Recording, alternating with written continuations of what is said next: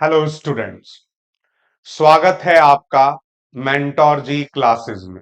मैं विजय फिर आपके साथ नया लेक्चर डिस्कस करने के लिए जुड़ा हूं। पिछली वीडियो में हमने बच्चों डिस्कस किया कि किस तरीके से हेरिडिटी के इंट्रोडक्टरी टर्म्स को हमने समझा कि what is inheritance, what inheritance provides और सिग्निफिकेंस ऑफ इनहेरिटेंस। फिर हमने समझा कि किस क्या चीज होती है gene, chromatin fibre, chromatin network, कैसे क्रोमोसोम्स बनते हैं, होमोलोगस क्रोमोसोम्स क्या होते हैं और किस तरीके से करेक्टरिस्टिक्स का ट्रांसफर जेनेटिक्स, उसके फादर ऑफ जेनेटिक्स, यानी कि पिछले वीडियो में हमने हेरिडिटी से रिलेटेड बेसिक एस्पेक्ट्स को समझा और उनको अच्छे तरीके से हमने grasp किया. Now, in this video, again, we are going to start the simple terms related to the heredity.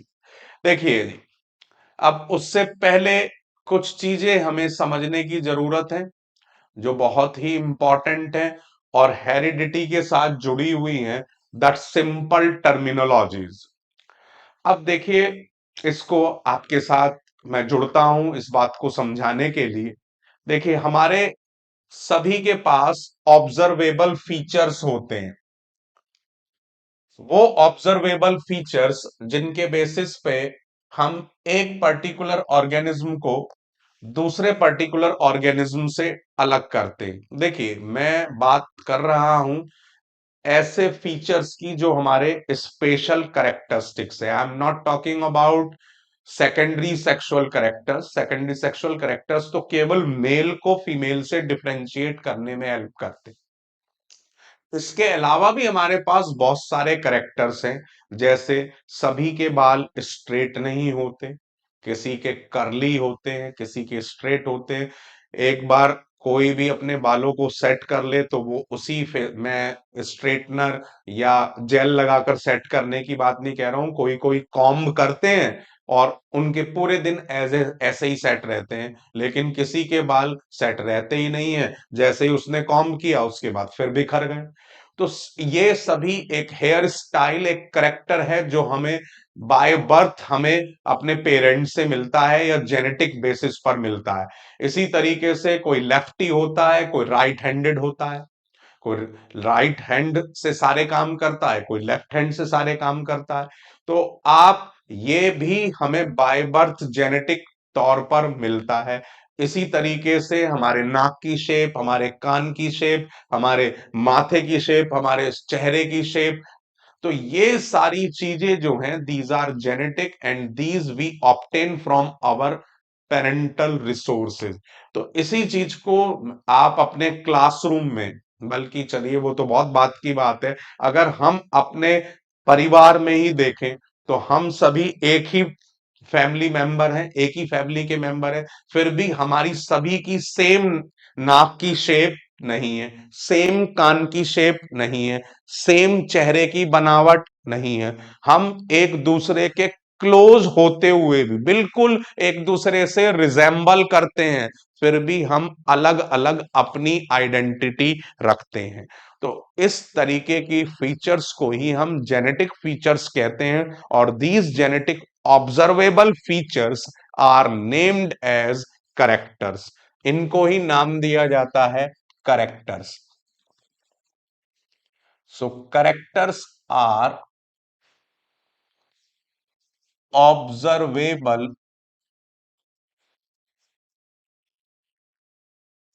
features. So characters are basically the observable features जो हम एक पर्टिकुलर ऑर्गेनिज्म को दूसरे पर्टिकुलर ऑर्गेनिज्म से सेक्सुअल फीचर्स के अलावा अलग कर सकते हैं। मेल और फीमेल को डिफरेंशिएट करने के फीचर्स तो हो गए आपके सेकेंडरी सेक्सुअल कैरेक्टर्स, मैं उनकी बात नहीं कर रहा हूं। मैं बात कर रहा हूं अब ओवरऑल कैरेक्टरिस्टिक्स की, कि हमने देखा कान की शेप। अब बहुत से में आप, अगर मैं कहूं तो एक करेक्टर अभी हम शेप ऑफ ईयर, तो अब शेप ऑफ ईयर ये एक करेक्टर हुआ। जनरली किसी भी करेक्टर को नेक्स्ट जनरेशन में रिप्रेजेंट करने के लिए दो उसके अल्टरनेटिव ट्रेट्स होते हैं। Alternative traits, these alternative traits basically are two versions of that particular character. जैसे वॉल्यूम वन वॉल्यूम टू किन्हीं किन्हीं बुक्स का आता है, उसी तरीके से ये दो वर्जन है। अब एक तो होता है इसमें फ्री ईयर, और एक होता है इसके अंदर अटैच्ड ईयर, या जिसे हम कह सकते हैं आपका लोब्ड ईयर। इस तरीके से ये आपकी बुक में भी दिया हुआ है, आप ध्यान से देखेंगे तो ये रहा, देखिए फ्री ईयर और अटैच्ड ईयर लोब्स, दो डायग्राम आपको दिए हुए हैं। बहुत से में आपको ईयर इस तरीके से एक पर्टिकुलर लूप से अटैच मिलेगा, दैट इज द लूप। और किसी किसी में ये ईयर डायरेक्ट अटैच होता है, डायरेक्ट अटैचमेंट, और उसके अंदर ये लूप नहीं होता है, ये घुंटी सी नहीं होती है। जैसे आप मेरे कान में देख सकते हैं, ये एक लूप है, इस लूप के थ्रू मेरा कान मेरे गाल से जुड़ा हुआ है। तो ये एक फीचर हो गया, जिस फीचर पे हम कान की शेप के बेसिस पर हम अपने ही परिवार के मेंबर्स को एक दूसरे से अलग कर सकते हैं। और इसी तरीके से हम अपने क्लास में क्लासमेट्स के अंदर हम एक दूसरे से अलग कर सकते हैं। तो बहुत ये एक सिंपल एक फीचर है। इसी तरीके से हेयर स्टाइल, हेयर कलर, इसी तरीके से आई के अंदर आइरिस का कलर, आपने ह्यूमन आई में ये पढ़ लिया होगा फिजिक्स में। अभी हम इसको मेंटोर जी पर भी डिस्कस करेंगे। तो ये सारे सी फीचर्स जो हैं वो क्या होते हैं, ये सब फीचर्स ऑब्जर्वेबल फीचर्स कहलाते हैं, करेक्टर। और हर करेक्टर को नेक्स्ट जनरेशन में रिप्रेजेंट करने के लिए उसके दो तरीके होते हैं। अब वो दो तरीके हमें दोनों पेरेंट से एक जैसे भी मिल सकते हैं, हमें एक पेरेंट से अलग दूसरे से अलग भी मिल सकता है। तो ये हमें पेरेंट से ही मिलते हैं। हमारे पूरी बॉडी की शेप किस तरीके से होगी, that depends upon the characteristics और द जीन्स वी कैन जो ट्रांसफर हुए हैं हमारे मदर फादर से हमारे अंदर। तो ये एक बेसिक आउटलुक मैंने आपको दिया कि अभी तक हमने समझा कि what are characteristics and what are the different versions of characteristics. These different versions of characteristics are named as traits. तो उनको ही हम ट्रेड्स नाम देते हैं। अब इसी को मैं आपको क्यूआर कोड दे रहा हूं, इसको शेयर कर रहा हूं। तो इसको आप आसानी से अपने नोटबुक में लिखिए, इसको अच्छे तरीके से दिमाग में रखिए, और फ्यूचर यूज के लिए इसको नोट्स फॉर्म में अपनी कॉपी में प्रिजर्व करिए, ताकि आप इसको आगे यूज कर सकें और इस तरीके के क्वेश्चंस का आंसर दे सकें। तो अब इसमें I think that is enough time, let's move to next. अब आगे की तरफ चलते हैं, देखते हैं अब अगले रेफरेंस को। तो अभी हमने कहा कि भाई करेक्टर, अब जैसे मैंने कहा character hair style, so that's a character. अब इस करेक्टर के दो अल्टरनेटिव ट्रेड्स, ये अल्टरनेटिव ट्रेड्स हो गए, जैसे आपका स्ट्रेट हेयर, कर्ली हेयर। इसी तरीके के मैक्सिमम दो तरीके के हेयर स्टाइल्स हम देखते हैं ह्यूमन के अंदर। ऐसे ही सेकंड करेक्टर की बात करते हैं, let's take the second character. अब सेकंड करेक्टर हमने ले लिया, सपोज कीजिए हेयर आपका करेक्टर हेयर कलर। अब हेयर कलर फिर हमने दो तरीके के देखे भाई, ब्लैक और किसी किसी के आपका ब्राउन। जन्मजात किसी किसी के ब्राउन होते हैं, so that is the alternative traits हो गए इसके दो। इसी तरीके से हमने आपका नेक्स्ट करेक्टर की बात करते हैं। सपोज कीजिए करेक्टर हमने लिया colour of eye, colour of eye. तो अब आई का कलर के लिए दो अल्टरनेटिव ट्रेट्स हो गए हमारे, एक तो हो गया ब्लैक आईज और एक ब्लू आईज। इस तरीके से हमारे ये करेक्टर्स और ट्रेट्स कहलाते हैं। तो ये करेक्टर और ट्रेट हमेशा दो ही क्यों ले रहे हैं, ये दो वर्जन ही क्यों है, why are these two. Next question आपके दिमाग में उठ रहा होगा कि ये दो की ही बात क्यों कर रहे हैं, दो से ज्यादा क्यों नहीं। जनरली दो ही होते हैं, दो से ज्यादा भी होते हैं, वो आप आगे 11th 12th में पढ़ेंगे अगर आप बायोलॉजी लेते हैं। अभी बड़ा बेसिक आपके सिलेबस में है इस चैप्टर से related. Again I am sharing this to you, ये फिर मैं आपके साथ शेयर कर रहा हूं ताकि आप इसको प्रिजर्व रखें, नोट्स बनाएं, क्योंकि ये बड़ा लॉजिकल चैप्टर है। अगर इसके साथ आपने अच्छे तरीके से रिलेट करके इसको समझ कर किया तो ये बड़ी आपकी हेल्प करेगा और आप किसी भी तरीके के क्वेश्चंस का आंसर दे सकेंगे। So I think this is enough time. Okay, let's move to next. अब आगे की तरफ चलते हैं बच्चों। अब मैंने जो क्वेश्चन आपसे पूछा कि भाई ये दो ही क्यों, देखिए भाई अभी हमने पढ़ा था कि इन जाइगोट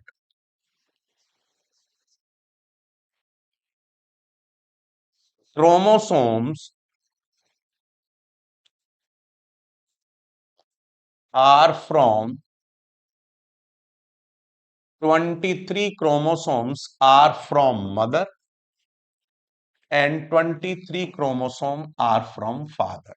जाइगोट में टोटल हुए 46 क्रोमोसोम। अब इन क्रोमोसोम्स में से आधे मदर से आए हैं, आधे फादर से आए हैं।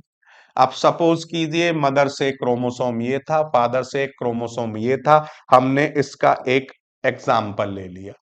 अब ये सपोज करिए कि ये जीन की पोजीशंस है, these are gene positions, gene positions जिन्हें हमने कहा लोकस, और प्लूरल में हमने इसको कह दिया जी लोकाई।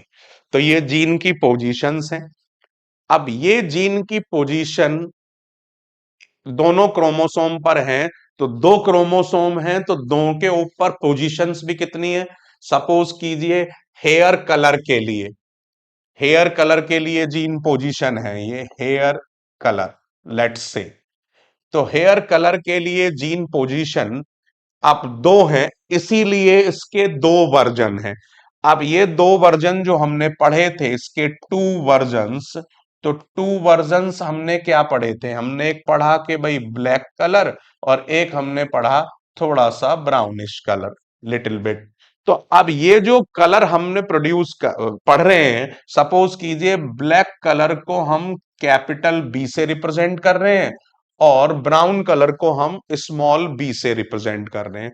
तो अब ऐसा हो सकता है कि मदर से कैपिटल, फादर से स्मॉल, यानी कि मदर से ब्लैक मिले, फादर से ब्राउन मिले, या मदर से ब्राउन ब्लैक मिले, फादर से ब्लैक आपका ब्राउन मिले, या दोनों से ही ब्लैक मिले, या दोनों से ही ब्राउन मिले। तो हमारे पास अलग अलग कंडीशंस तीन हो सकती हैं। हमें एक जैसे पर्टिकुलर अल्टरनेटिव ट्रेट्स भी फादर और मदर दोनों से मिल सकते हैं। हमें एक से अलग ट्रेट मिल जाए, दूसरे से अलग ट्रेट मिल जाए। तो हमारे पास दो ऑप्शन है कि हमें मदर फादर से सेम ट्रेट्स मिले दोनों से ही, हमें मदर से अलग ट्रेट मिला, फादर से अलग ट्रेट मिला। अब वो कैसे एक्सप्रेस हुआ नेक्स्ट जनरेशन में, दैट डिपेंड्स। अब इसको भी समझिए एक एग्जाम्पल से। अब सपोज कीजिए जैसे अब आज की तारीख में वर्ल्ड कप चल रहा है और वर्ल्ड कप में आपने देखा कि किसी एक ही पर्टिकुलर टीम में दो अलग अलग खिलाड़ियों ने सेंचुरी बनाई, लेकिन एक खिलाड़ी ने सेंचुरी बड़ी फास्ट बनाई और उस समय पर बनाई जिस टाइम पर टीम को रन्स की सबसे ज्यादा जरूरत थी, और वही टीम जीत गई।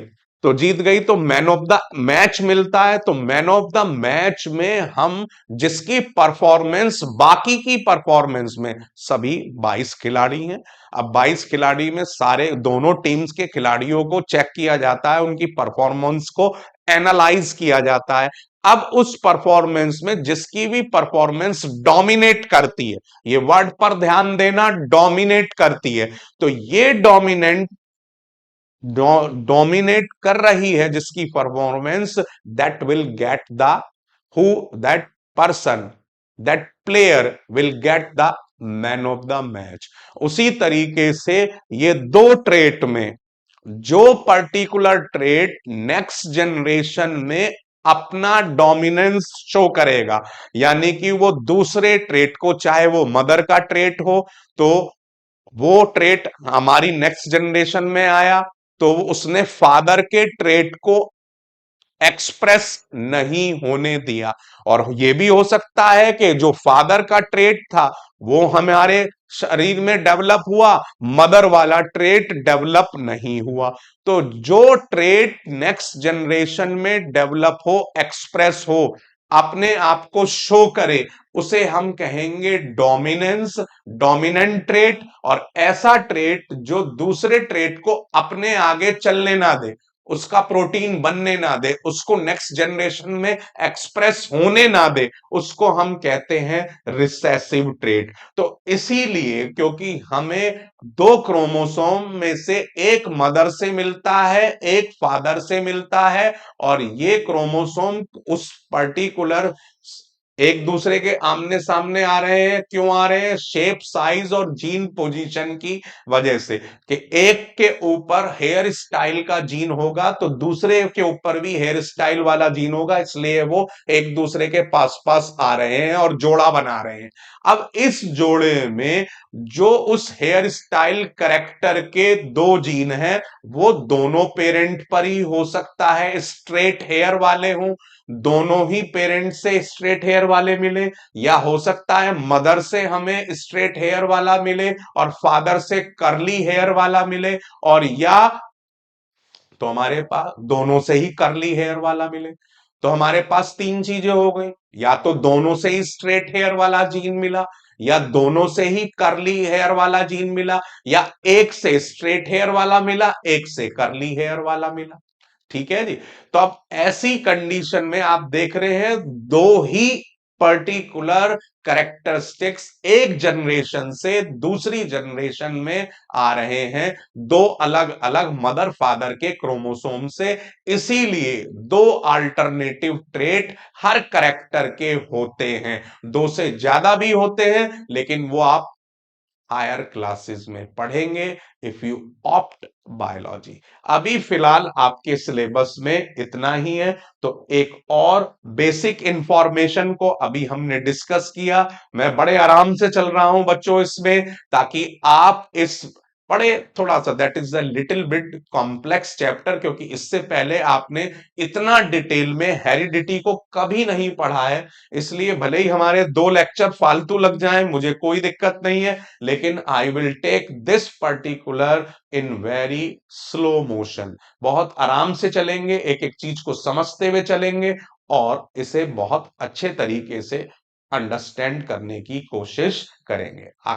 आई think that is enough time. Okay, let's move to next.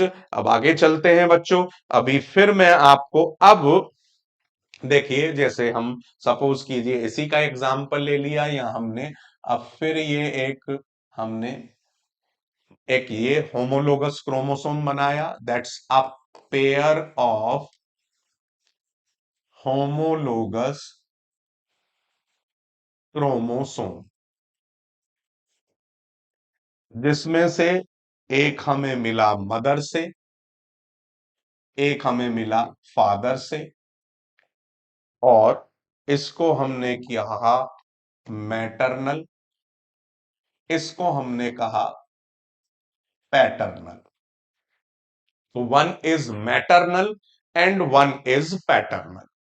अब इनके ऊपर फिर हम वही चीज जो अभी हम डिस्कस कर रहे थे, सपोज करो हमने जीन पोजीशन ये शो कर दी, these are the gene position. So जो हम ये साइन शो कर रहे हैं that is for gene position.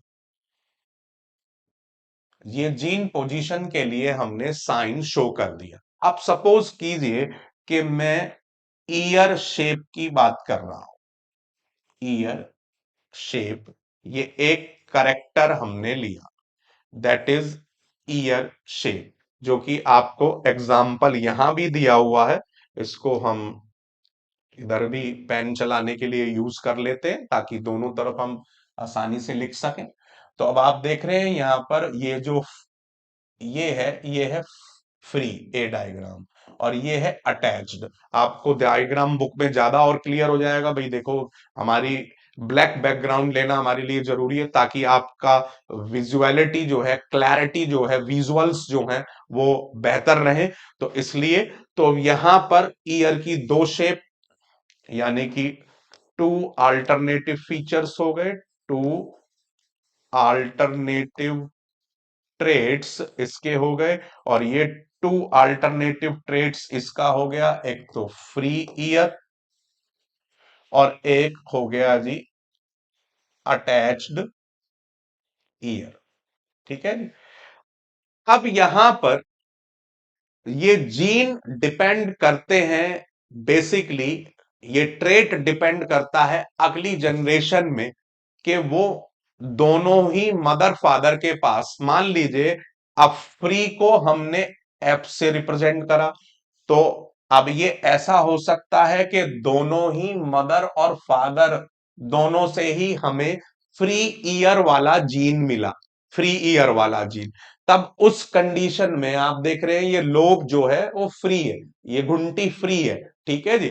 तो फ्री ईयर वाला जीन मिला तो डेफिनेटली अगली जनरेशन में इसके पहुंचने के चांसेस श्योर हो गए, क्योंकि हमें ये दोनों पेरेंट्स से ही मिल रहा है। इसी तरीके से सपोज कीजिए हमें दोनों पेरेंट से ही, अब मैंने इसको ले लिया स्मॉल एफ, दोनों पेरेंट से ही हमें नेक्स्ट जनरेशन में, चलिए इसको किसी और कलर से ले लेते हैं ताकि आप इसको आसानी से अंडरस्टैंड कर सकें, समझ सकें।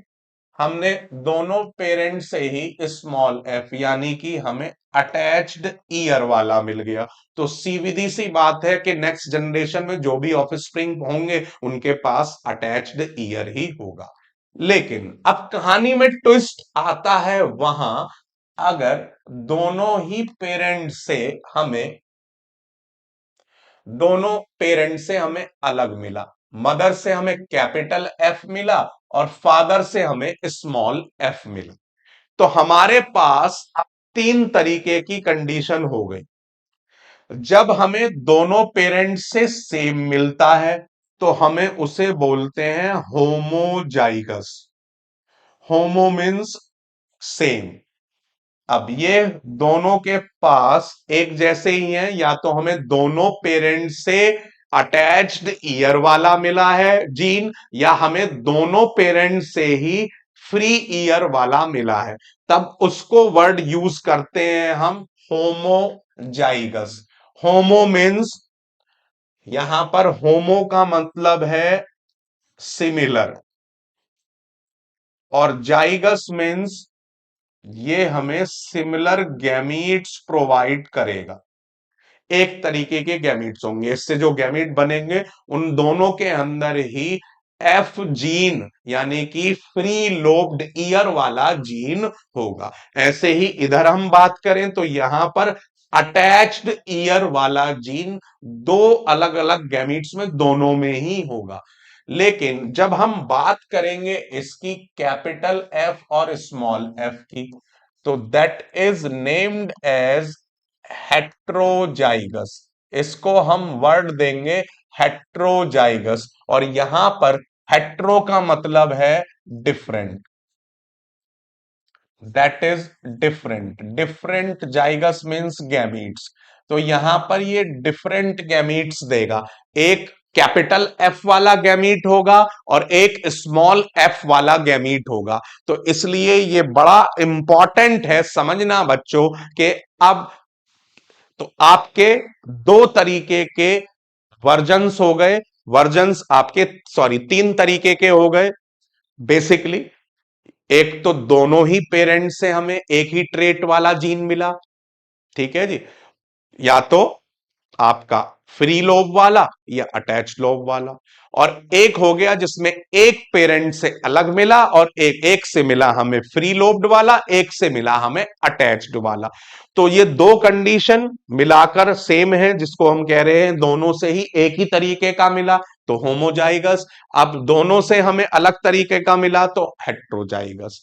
अब इसमें दोनों सेम वाले में तो कोई ऑप्शन है ही नहीं, जब वो पेरेंट से मिला है तो उसी तरीके का फीचर हमें नेक्स्ट जनरेशन में मिलेगा।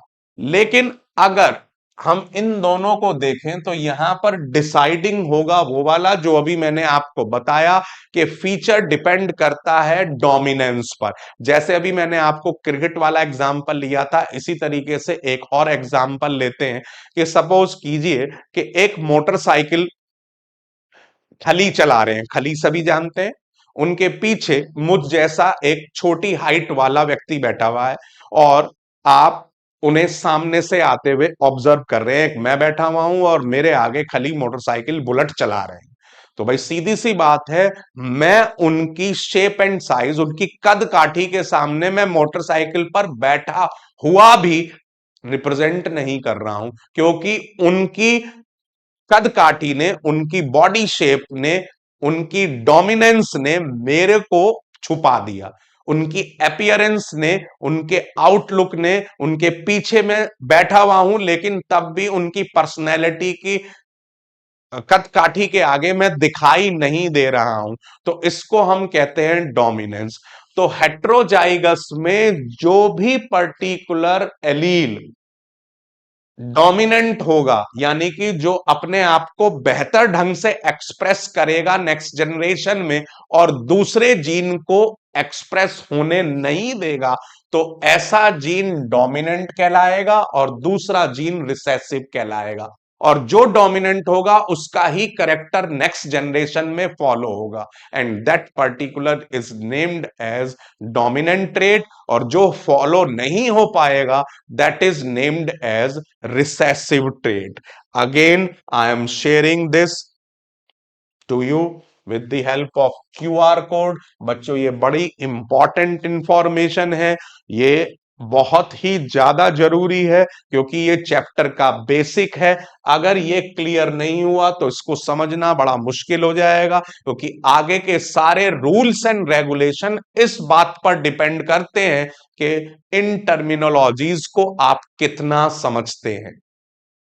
बहुत ज्यादा जरूरी हैं ये टर्मिनोलॉजीज, क्योंकि अगर ये क्लियर नहीं हुई तो चैप्टर को समझना बड़ा मुश्किल हो जाएगा। So I think this is enough time. Okay, let's move to the next. अब आगे चलते हैं, आगे समझते हैं इन सब चीजों को। तो अभी हमने जेनेटिक बेसिस पर डोमिनेंट अभी हमने समझा कि भाई होमोजाइगस और हेट्रोजाइगस क्या है। साथ के साथ हमने समझा कि डोमिनेंट और रिसेसिव क्या है। तो ये चार टर्मिनोलॉजीज को हमने साथ साथ किसके, हमने इसमें यह भी समझ लिया कि what are characters and what are traits. तो ये अभी तक हमने छह टर्मिनोलॉजीज को समझा है कि होमोजाइगस क्या है, हेट्रोजाइगस क्या है, हमारा डोमिनेंस क्या है, रिसेसिव क्या है, करेक्टर्स क्या है, ट्रेड्स क्या है, और ट्रेड्स दो ही क्यों होते हैं, why these are true, sorry to. तो these basic criteria we have done so far. अभी तक इसको हमने समझा। अब इसके बाद देखिए जी, अब मेंडल का थोड़ा सा आउटलुक समझते हैं, that is also very important. कि जो मेंडल थे उन्होंने किस तरीके से इसकी शुरुआत की, फिर उसके बाद रूल्स और आगे की चीजों को हम फॉरवर्ड करेंगे। देखिए जी, ग्रेगर जॉन मेंडल जो ये व्यक्ति था भाई, बहुत ही मेहनती व्यक्ति था। इसने अपने काम को बड़ा मन लगाकर किया। 8 साल तक इन्होंने बेसिकली गार्डन पी पर वर्क किया। Garden pea, that is pisum sativum, that is the botanical name और scientific name of this garden pea. Pisum genus को रिप्रेजेंट करता है, सेटाइवम स्पीसीज को। ये 9th क्लास में आपने इस बेसिक जानकारी को किया है। तो पाइसम सेटाइवम पर किया, उसको भी अभी हम समझेंगे कि इस गार्डन पी को ही क्यों लिया उन्होंने, इसके पीछे क्या रीजन है। उससे पहले इनका थोड़ा सा आउटलुक समझते हैं जो आपको आपकी बुक में दिया है। देखिए जी, 1822 में इनका, 1882 में इनका जन्म हुआ और 1884 में ये इनकी डेथ हो गई। लेकिन ये बड़े अभागे थे, ये बड़े डेस्टिनी के साथ, मतलब जिसे कहते हैं ना, जिनका नसीब अच्छा नहीं था, इनका लक नहीं था बेहतर, अपने जीते जी अपने काम की तारीफ ये नहीं सुन पाए। इनका काम दुनिया के सामने आया 1900 के आसपास, और आप समझ सकते हैं उससे लगभग 14 साल पहले ही ये मर चुके थे। तो अब आप समझ सकते हैं how bad luck he was had, कि इनके पास कितना जबरदस्त अपना खराब नसीब था कि ये अपनी किसी भी एपियरेंस को, अपनी अप्रेजल को, अपनी एप्रिसिएशन को नहीं सुन पाए। Mendel was educated in monastery and went on study science and mathematics at the University of Mena. ये एजुकेट हुए थे एक मोनेस्ट्री में, लेकिन अपने आगे की पढ़ाई के लिए यूनिवर्सिटी ऑफ वीना में पढ़ना चाहते थे। पढ़ने के लिए गए भी वहां, उन्होंने फिर एग्जाम दिया टीचिंग सर्टिफिकेट का, यानी कि टीचर बनने के लिए एग्जाम होता है, उसमें ये फेल हो गए। और लेकिन इस बात से इन्होंने अपने आप को डिमोरलाइज नहीं किया। इन्होंने अपने साइंटिफिक क्वेस्ट को, यानी कि साइंटिफिक टेम्परामेंट को खत्म होने नहीं दिया। ये वापस अपने मोनेस्ट्री आ गए और इन्होंने पीस को ग्रो करना स्टार्ट कर दिया। बार बार देखिए पी आ रहा है, उसकी भी बात करेंगे कि व्हाई ही चोज मटर this P. Many other had studied the inheritance of trait in pea and other organisms earlier, but Mendel blended his knowledge of science and mathematics and was the first one to keep count of individual exhibiting a particular trait in each generation. So Mendel was the first scientist in whole history who used mathematics in biology, and he created a large sample data for his experiments he conducted at that time. उस वक्त जितने भी experiments इन्होंने लगभग 7 से 8 साल काम किया मटर पर, सारे के सारे अपने एक्सपेरिमेंट्स को उन्होंने एक डेटा फॉर्म में लिखा, उनको मैथमेटिकल एक्सप्रेशन के साथ प्रूव किया और टेस्ट क्रॉस किए, यानी कि जो पर्टिकुलर और ऑफ स्प्रिंग्स बने हैं उनके पेरेंट कौन है ये भी आप चेक कर सकते थे। इस तरीके की फॉर्मुलेशन भी दी, जैसे क्वाड्रेटिक इक्वेशन हम पढ़ते हैं मैथ में, उसका आंसर आ जाता है तो हम उस वैल्यू को इक्वेशन में रखकर रीसर्टिफाई करते हैं, चेक करते हैं कि जो हमने आंसर लिखा है वो ठीक है या नहीं। उसी तरीके से ऑफ स्प्रिंग्स से इन्होंने वापस बैक मैच किया कि वही पेरेंट्स हैं जिनसे ये ऑफस्प्रिंग्स मिले हैं।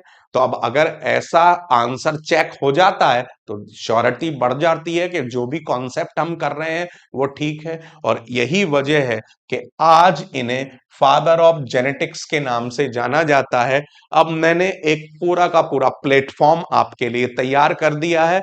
अब नेक्स्ट वीडियो में हम समझेंगे कि किस तरीके से इन्होंने रूल्स डेवलप किए, कैसे उन रूल्स के थ्रू हम आगे बढ़ते हैं, उनके ऊपर किस तरीके के क्वेश्चंस आते हैं। तो ये अगली वीडियो में करेंगे बच्चों।